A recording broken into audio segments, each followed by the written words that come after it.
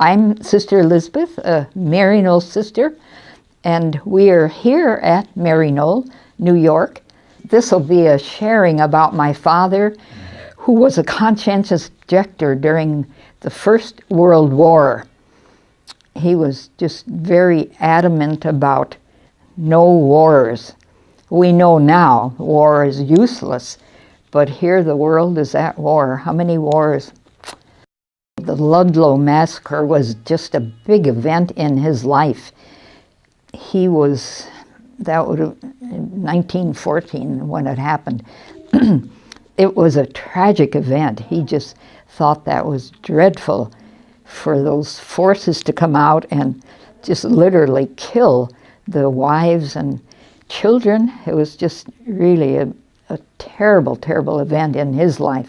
He was on President Wilson's game plan. I mean, he was, because he had heard that President Wilson was against going into the war. And when he did, then finally he wrote some scathing letters to President Wilson and just renounced anything to do with the war. It was just odious to him. He just felt the war was he felt it was manipulation by the big businesses, that it was just, he called it the war machine. I believe that my father lost his job with the railroad simply because of his outspokenness and his work with putting out flyers. He was put out of the Knights of Columbus. They actually put him out because of his activity against the war. My mother never spoke a word about what our dad had been doing. She herself was, I'm sure, persecuted, the whole family, and no one understood a conscientious objector. In those days, that was just unheard of, or they were just deemed a little off their senses.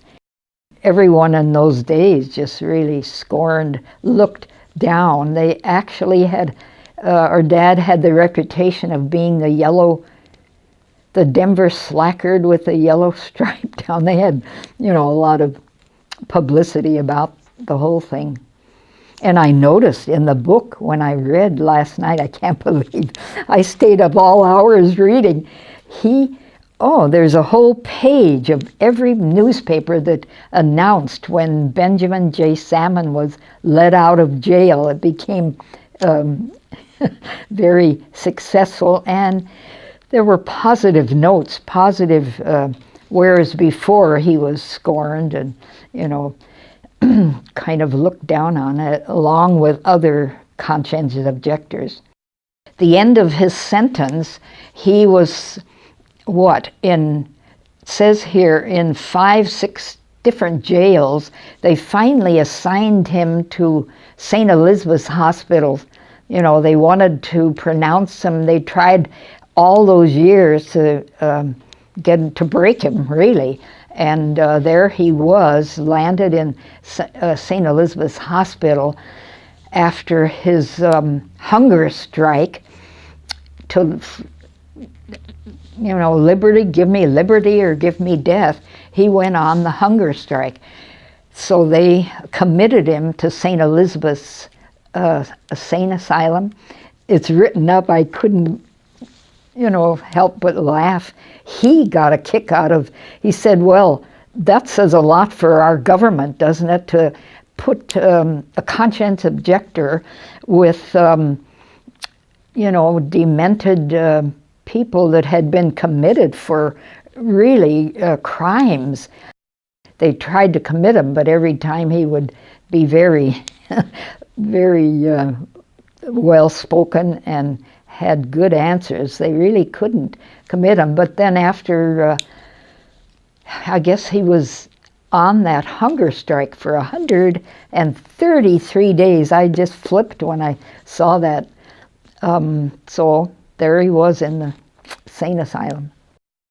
His only thought was simply to go on a hunger strike. And of course, then they began to forcibly feed him. And when it had a great sense of humor, that was his saving grace.